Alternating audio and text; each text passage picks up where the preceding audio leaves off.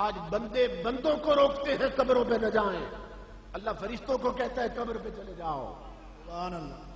سوچئے، بندے کہتے ہیں قبروں پہ نہ جائیں، اللہ فرماتا ہے کرامن کاتبین تم بھی قبر پہ چلے جاؤ، تاکہ دنیا کو پتا چل جائے مسلک وہی حق ہے جو احمد رضا بریلوی کا ہے، ولایت شاہ کا ہے جو میرعلی شاہ کا ہے، اور دنیا کو خبر ہو جائے کہ قبروں پہ جانا یہ ناریوں کا نہیں نوریوں کا طریقہ ہے، اور شرک و بدعت نہیں معصوم فرشتوں کی سنت ہے۔ سبحان اللہ، سبحان اللہ۔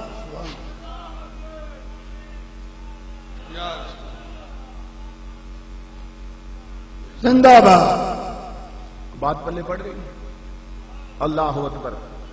تو یہ تو ہے قبر کے باہر کا حال، یعنی ہم اگر اولیاء کی قبروں پہ نہ بھی جائیں وہاں ذکر والوں کی کمی نہیں ہوتی لوگوں، اس لیے کہ ان کے دل کی ہر دھڑکن مصطفیٰ پہ درود پڑتی ہے، ان کا ہر سانس اللہ اللہ کرتا ہے، نہ جانے کتنے ان گنت فرشتے بنتے ہیں۔ یہ تو ہو گئی حدیث پاک۔ اب مخالف دڑے کی کتاب سے ایک حوالہ دینے لگا ہوں، جو منکر ہیں ان کی کتاب سے حوالہ دینے لگا ہوں۔ دارالعلوم دیوبند نام آپ نے سنا ہوگا، اس کے پرنسپل رہے قاری محمد طیب صاحب، وہ بیان کرتے ہیں کہ مریضان دیوبند کے حکیم الامت مولانا اشرف علی تھانوی، ان کے دانتوں میں درد، لاہور علاج کے لیے گئے تو وصل بلگرامی بھی ان کے ساتھ تھے۔ یہ وصل جو ہے نا یہ ادبی حلقوں میں ایک جانی پہچانی شخصیت ہے، وہ بھی ساتھ تھے۔ تو وصل بیان کرتے ہیں ایک ہفتہ یا 2 ہفتے جتنے دن رہے وہاں، ایک دن تھانوی صاحب کہنے لگے وصل آؤ لاہور کی سیر کرتے ہیں۔ بادشاہی مسجد میں گئے، شاہی قلعہ دیکھا، پھرتے پھراتے داتا کے قدموں میں آ گئے، اللہ اللہ۔ داتا کے قدموں میں آ گئے۔ تھانوی صاحب نے وہاں فاتحہ خوانی کی، وصل کہتے ہیں نعرہ تکبیر، نعرہ رسالت، یا رسول اللہ، نعرہ حیدری، علامہ انصر قادری صاحب، علامہ انصر قادری صاحب، علماء اہل سنت، فیضان شہنشاہ ولایت، فیضان شاہ الحدیث۔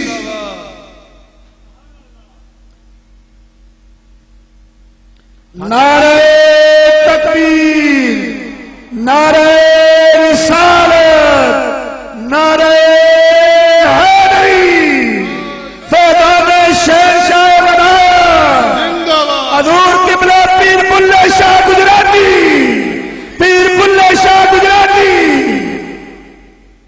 سبحان اللہ۔ تھانوی صاحب نے وہاں فاتحہ خوانی کی، مراقب ہوئے، سر جھکا کے کھڑے رہے، آنکھیں بند کر کے کھڑے رہے۔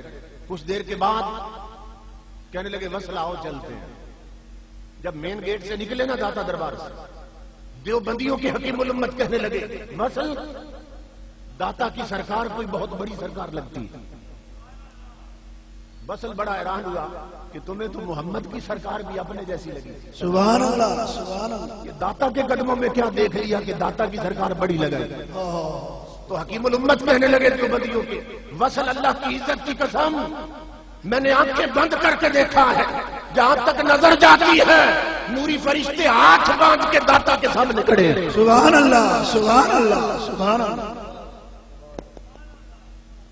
اللہ یہ کون سے فرشتے تھے کہ دل کی ہر دھڑکن نے جو درود پڑا تھا، داتا کی ہر سانس نے جو رب رب کی تھی، وہی فرشتے قیامت تک داتا کے قبر پر کھڑے بھی ہیں، ذکر بھی کر رہے ہیں، ایصال ثواب بھی کر رہے ہیں۔ سبحان اللہ، سبحان اللہ۔ اچھا یہ تو ہے باہر کا حال، اب اندر کا حال بتاؤں گا۔ امام الانبیاء کی حدیث پاک ہے، مشکات کی حدیث، حضور فرماتے ہیں میرے بعض غلام ایسے ہیں اذا ادخل المیت القبر مسلت له الشمس عند غروبها، کہ جب انہیں قبر میں رکھا جاتا ہے تو قبر میں وقت عصر پر سورج انہیں دکھایا جاتا ہے۔ آدھی رات کو بھی آپ دفن کریں نا میت تو سورج وقت عصر پہ نظر آتا ہے۔ امام الانبیاء فرماتے ہیں کہ فرشتے آ جاتے ہیں سوال کرنے، فیجلس، اٹھ بیٹھتا ہے، توجہ سے سنیں حدیث کے لفظ، فیجلس، اٹھ بیٹھتا ہے، یمسح اے نہیں ہے، آنکھیں ملتا ہے، کیوں مر کے نہیں سو کے اٹھا ہے۔ آنکھیں ملتا ہے جس طرح سو کے اٹھتا ہے. اللہ اکبر. فرشتے آتے ہیں آتے سوال کرنا شروع کرتے ہیں. وہ فرشتوں کی طرف دیکھتا ہے پھر سورج کی طرف دیکھتا ہے کہ سورج ڈوبنے والا ہے, عصر کا وقت ختم ہونے والا. فرشتے کہتے ہیں مر ربک, تیرا رب کون ہے؟ وہ فرشتوں کو پیچھے ہٹاتا ہے, کہتے ہیں دعونی اصلی, پیچھے ہٹ جاؤ, دیکھتے نہیں ہو سورج ڈوبنے والا ہے, پہلے مجھے عصر کی نماز پڑھنے دو. سبحان اللہ سبحان اللہ. آج بدبخت کہتے ہیں جنہیں تم پکارتے ہو, جن کی قبروں پہ جاتے ہو, وہ قبر میں کروٹ نہیں بدل سکتے. وہ حدیث پڑھ مصطفیٰ کی, آقا فرماتے ہیں فیجلسو, تو کہتے ہیں کروٹ نہیں بدلتے, وہ اٹھ کے بیٹھے ہوئے. سبحان اللہ سبحان اللہ.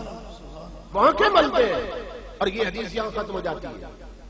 حکیم الامت مفتی احمد یار خان گجراتی رحمت اللہ تعالی علیہ اس کی شرح میں لکھتے یہ حدیث یہاں ختم ہو جاتی ہے کہ وہ کہتے ہیں میں پہلے نماز پڑھ لوں پھر جواب دیتا ہوں. فرشتے پلٹ جاتے ہیں, پھر قبر میں آتے ہی نہیں, اس سے سوال کرتے نہیں. کیوں؟ جب وہ کہتا ہے نا پہلے نماز پڑھ لوں پھر جواب دیتا ہوں, تو فرشتوں کو پتہ چل جاتا ہے کہ جسے قبر میں بھی نماز کی فکر لگی ہے, اس کی دنیا کی زندگی کس رنگ میں بیتی ہوگی. اللہ کچھ ایسے بھی ہیں, آپ تو ان کے آستانے پہ بیٹھے ہیں جنہیں سجدے میں یار نے بلا لیا. اللہ اللہ. فیضان شہنشاہ, فیضان شہنشاہ. یہ نقطہ یاد رکھو, اس ترکیب کو یاد رکھو اور ترتیب کو یاد رکھو. زندگی سب کی ایک جیسی نہیں, ایک جیسی کردار سب کا ایک جیسا نہیں. تو لوگوں جس طرح کردار ایک جیسا نہیں, اسی طرح موت بھی ایک جیسی نہیں. سبحان اللہ. اور جسی طرح موت ایک جیسی نہیں, اللہ کی عزت کی قدر, اسی طرح قبریں بھی ایک جیسی نہیں ہوتی. سبحان اللہ. کچھ مرتے ہیں ایڑیاں رگڑتے ہیں, ایک ہی گرز لگتا ہے 70 ہاتھ نیچے دھس جاتے ہیں, اور با یزید بستامی جیسے جاتے ہیں, با یزید بستامی جیسے جاتے ہیں. فرشتے آتے ہیں قبر میں, حضرت با یزید بیٹھ گئے, انہوں نے کہا مر ربک, آپ کا رب کون ہے؟ اور میں پہلے یہ بتاؤ تم کون ہو, مجھے جواب دو تم کون ہو. انہوں نے کہا جی فرشتے ہیں, ہماری ڈیوٹی ہے قبر میں سوال کرتے ہیں. آپ نے فرمایا تمہیں یہ مسئلہ معلوم نہیں میرے مصطفیٰ کی شریعت کہ جب کسی کے پاس جائیں گفتگو بعد میں کرتے ہیں, سلام پہلے کہتے ہیں. نکلو قبر سے پہلے سلام کہہ کے آؤ. ان کا بات تو ٹھیک کر رہے ہیں. قبر سے نکلے, کہنے لگے جی السلام علیکم, اور میں وعلیکم السلام ورحمۃ اللہ وبرکاتہ. اب بتائیں کیسے تشریف لائے؟ انہوں نے کہا جی مر ربک, آپ کا رب کون ہے؟ پر میں مجھے ایک بات کا جواب دو, یہ جو مجھے سلام کہا ہے مومن سمجھ کے دیا تھا یا کافر سمجھ, تو بتاؤ میری مانو گے یا اس کی مانو؟ فرشتوں نے کہا جی اسی کی مانیں گے. تو فرمایا پھر اتنا لمبا صبر کرنے کی ضرورت کیا تھی؟ وہیں اسی سے پوچھ لینا تھا با یزید تیرا بندہ ہے کہ نہیں. بات ختم نہیں ہوئی, وہ پچھلے جو ہے نا صرف ریسٹ کرنے آئے میرا خیال. بات سمجھ آئے تو بولے. دیکھو ولی کا مقام کیا ہے. ایک فرشتہ دوسرے سے کہنے لگا تو یار یہ ہے کون؟ ہم اس پر سوال کرتے ہیں یہ ہم سے کر دیتا, وہ یہ ہے کون؟